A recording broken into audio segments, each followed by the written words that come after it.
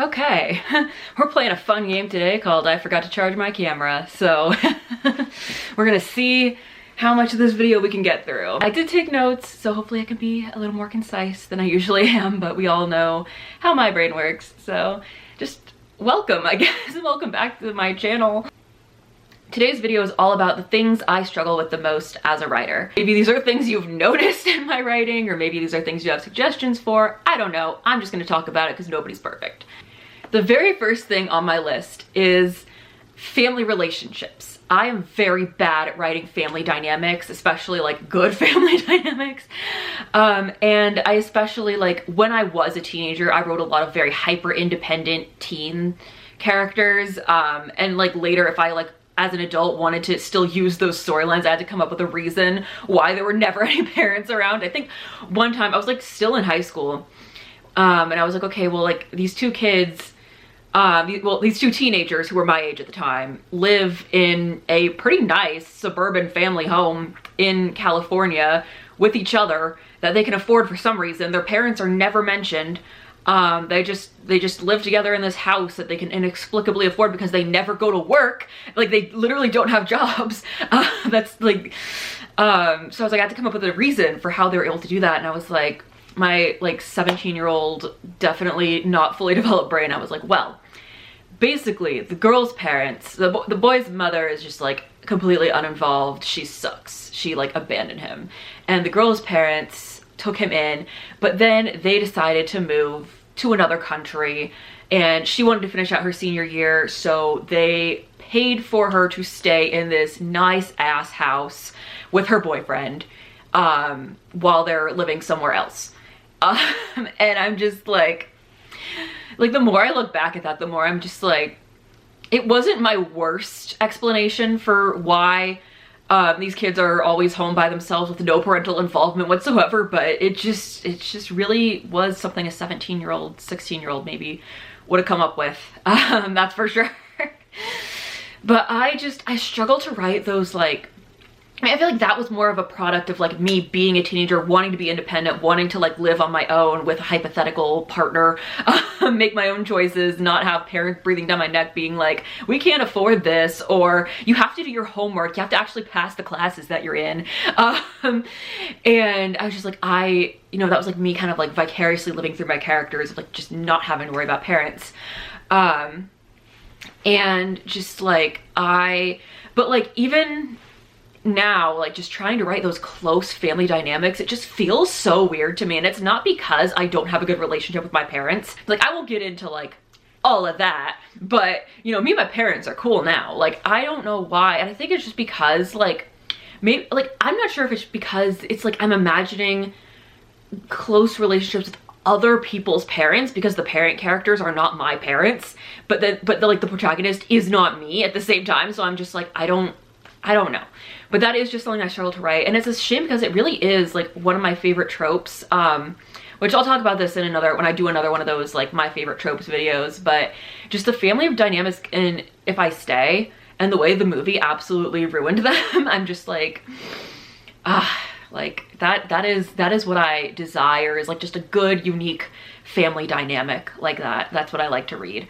And it's like, I don't feel weird reading close parent-child dynamics between like characters in other books that are not by me. It's just something that I very specifically for some reason struggle with, and I don't know why, but that is something. Like, you'll notice, maybe you noticed in Saving Summer, but the parental involvement is very limited. And with Violet's novel and the other university story novels, like, it's more able to be that way because they are in college away from their parents. Like, it's okay if they just mention a text here and there going home for the holidays. Like, their parents don't have to be like as involved in the plot as realistically they would be for like a teenage YA character. So like, Summer's mother is probably the most involved parent in anything that I've put out so far. Speaking of literally my only currently published novel and the one that's like in the oven, but yeah, I just, you know, Nolan's parents were just, I had to make them involved to some degree, but it was hard. And Summer's mother was like the most involved parent out of all of them. And it's just, I was just powering through, man. I don't know how to explain it. I don't know how to explain how I was able to make her as involved as I did, because that's more than I'm usually able to do comfortably. So yeah, that is that on that. Another thing that I struggle with is imagery, like vivid descriptions, like making it so it's like, you know, like how I like to read a book. Like I like to be able to picture myself there, like feel the texture of the clothes, like feel the air on my face, see the surroundings. Like I love that in a book. I cannot for the life of me figure out how to do it. I just like, I don't know, because I used to be really good at imagery. Like I've read some of the stuff that I wrote in elementary school and middle school. Storyline sucks. Imagery, fantastic. And I don't know where I fell off. Like, and I'll use words that I didn't know I knew back then, and now it's just like I am like grasping for different adjectives in the same 5 that I always go for, and I'm just like, how did this happen? Like, how did we get from this to where I am now? Was like a good plot the sacrifice, or like was imagery the sacrifice for a good plot? But I mean, it's something I'm working on. I think the most successful I've been at it, I will say, is in like very early 2018, in very early 2018, I wrote a novel, which is like so far on my back burner. It's not something I actively am like going back and editing. It's something I do want to pick up again someday, but it's like so not a priority. It was just something I wrote at the time to just feel feelings, okay? And I originally wrote it with very little physical descriptions of the characters, but then I went back and like on the 3rd or 4th self-edit would add details here and there, like she was playing with her pastel green hair, or she like adjusted the sleeve of her blue striped sweater. And I would just go back and add those things in places where like I felt like I could. And that was the most successful I've ever been. I was even able to, like, not as well as I feel like I was when I was younger, but I was able to go make like physical places feel real more so than I usually am. And I'm just like, is that just how I have to write everything? Just go back and add those details later? Because like I've tried to do that in my last self-edited Violet's novel. That was one of the things I was trying to do, but I don't think it worked quite as well. And it is something I work with my editor on, because like obviously I have to have some kind of imagery. I can't just be like like all dialogue and plot, no descriptions, because I wouldn't want to read a book like that. But it's something that I do want to get better at, because like I could do it back in the day, so it's like I have no idea what happened as far as that goes. And I feel like I also kind of mentioned with like my writing when I was younger, I was better at word variety than I am now, and that is something I definitely work with my editor on. And I don't know if it's like the years of having to, like, not for lack of a better way of saying it, dumb down my vocabulary to teach high schoolers in the 2020s, but I feel like it was not like, I feel like it was like in college that's kind of started slipping, for lack of a I feel like I was more like college era when that started slipping. I hadn't been teaching yet, so I don't know, but it is something that I want to get back, because like, you know, said, there's other words, there's other adjectives, there's other words than what I just are my go-to fallback words. The thing I really struggle with is just ending a story instead of dragging it out. Like, I'll use an example, Summer's final scene. I won't get into details about it because this isn't like the kind of video I want to pop a trigger warning on, but Summer's final scene, I went back and dragged that scene out so many times. Like, it was originally so much quicker the first time I wrote it, but I went back, like every self-edit, I would like drag it out a little bit more, because I'm just like, I don't want to say goodbye to this character. Like, I don't want to end this novel. Like, I want their storyline to keep going. And I also struggle to just write standalone books. Like, I don't, like, I pulled off Saving Summer as a standalone book. Okay, we've covered that, I feel like, in a previous video, but like, I have so many books as series, and then just want to keep adding more books to the series as I plot them out in my head and like outline them, because I just like, I'm never ready for the story to end. I get so attached to my characters, and I'm just like, I don't want to end this, so I drag it out. Like, there was at one point in high school, I was drafting a series that was originally like 4 books, like 1 for each year of high school. I went back and added middle school prequels. I added college sequels. I added like a couple years after college sequel. I went back and added like like bonus summer between these two school years book, I added elementary school prequels. I never got farther than just like titling those. I never actually outlined them, but I was just like, I loved those characters so much. I just wanted to write so much more about them. And I'm like, nobody cares about those characters more than I do. Like, nobody cares nearly enough to read all of my sequels and prequels. And like, it's to the point where like, it was like, behind me in my like box of old notebooks from high school and college and maybe even some middle school, I don't know. I just brought a bunch of notebooks with me when I moved out that I thought like would have things that I could use in my writing as an adult, or like not obviously as is, but like things I could like use to build new things. I don't know. But my notebook from senior year of high school is in that box, and there is multiple outlines. There's the outline for when it was originally 4 books. There's the outline when I went back and added the prequels and then changed what happened in the next 4 books, and the titles of the elementary school prequels and the 2 sequels, but and the bonus summer, whatever. And then the elementary school prequels, that was just titles. I never did more than that. But yeah, I'm like, I haven't looked at that notebook in a long time because it's just so much of like, and I just could not stop dragging it out either way. Like for all I know, I think actually at one point there were prequels about the girl's parents. Like, it was bad, okay? Like, nobody cares as much as I do about those characters. Or as much as I did senior year of high school.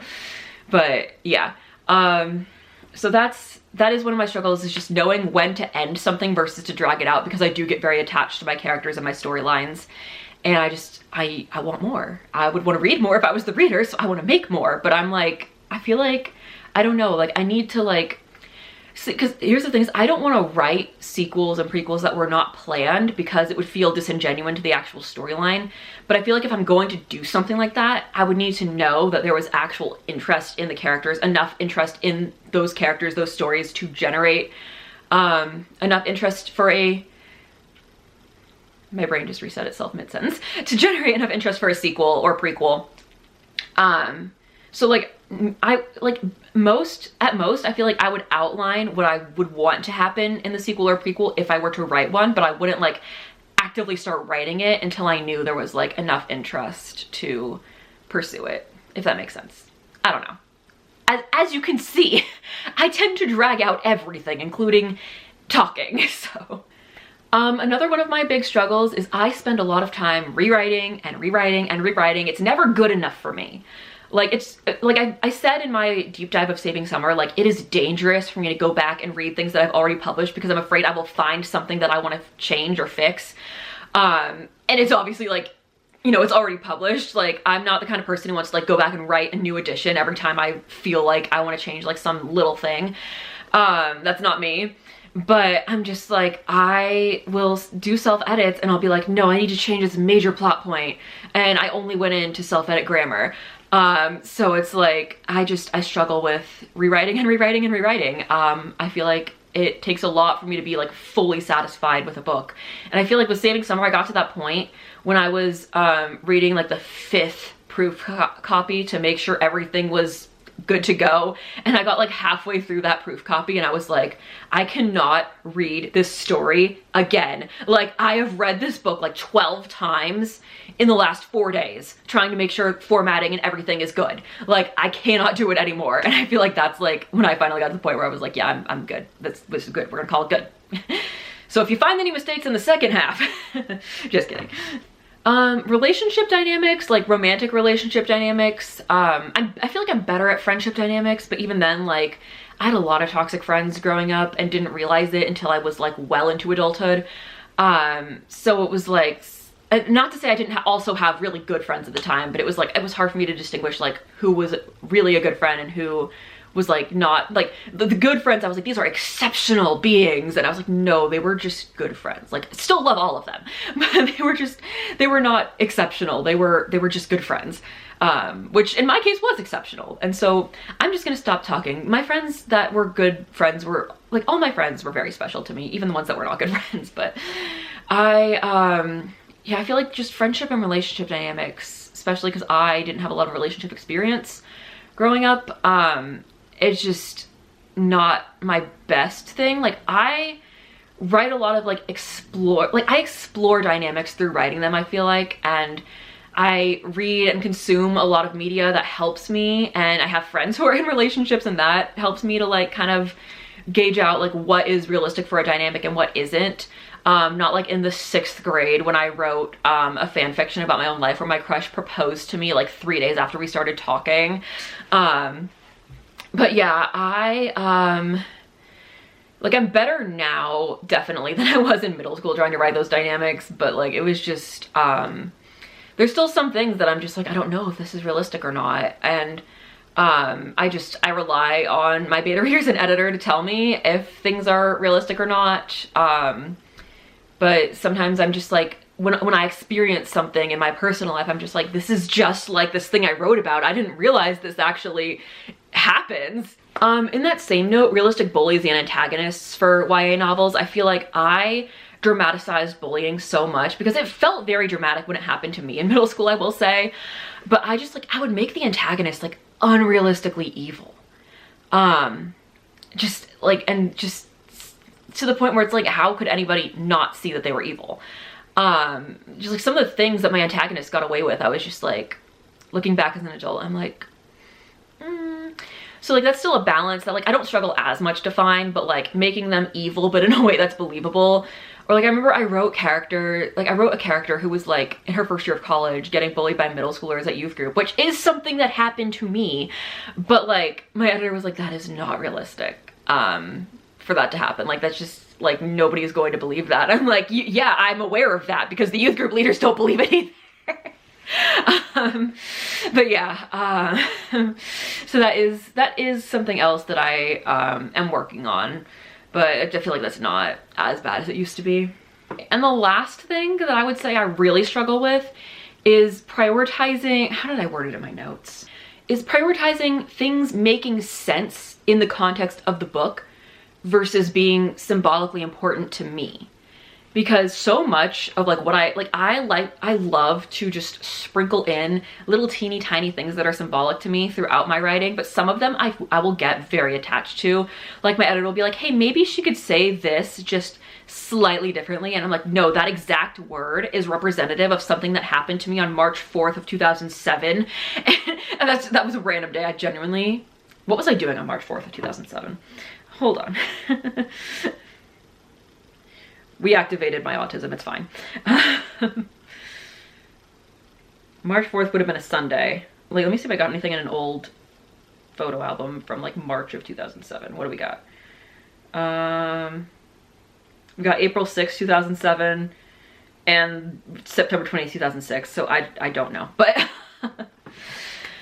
but yeah, like I'll be like, no, like that specific word that I chose is symbolic of like something that my friend said to another friend on this random day in March of 2007 that stuck with me, and like I think about every single day of my life. Like it's never that serious, but like it's that's just like, I like, there's the symbolism that I get attached to is so random. Like there'll be something that like when I was editing Violet's novel, like there was something that was like originally like very symbolic of an experience I had in my sorority in college that was like one of the like life-changing kinds of experiences, and I was willing to change it because my editor said like, maybe change this, and I was like, okay.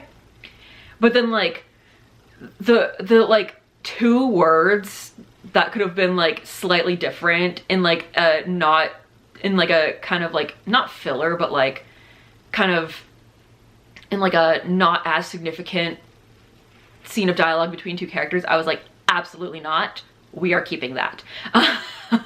Because that is symbolic of something. I don't even remember what it was symbolic of at this point. Like if I ever do a deep dive, well, I will do a deep dive of Violet's novel because of that is something that I promised, but I'm just like, I don't know. Yeah, the things I get attached to are so random. Not just in writing, but in life. Like I will be able to throw away, like, I'll be able to donate clothes that I've had for years that like I wore on very significant days of my life. But God help me if I ever throw away the box that my Too Faced chocolate bar palette came in because it's so pretty. Like, I don't get it. I really don't. But yeah, all of that to say, I think this is where I'm gonna end this video. Those are just some of the things that I struggle at, that I'm working on, that I'm open to advice on. If you relate, please let me know. At the time that I'm filming this, I am 4 subscribers away from 100, and it'd be very cool if next week's video I got to do my 100 subscriber gift, which is reading the first chapter of Violet's novel. Which, you know, that I might just do that as a bonus video for whatever week I do hit 100, and just do like a regular video for that Monday anyway.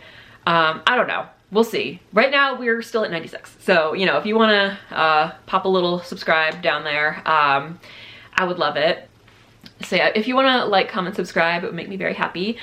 And I will see y'all next time I make a video. Bye.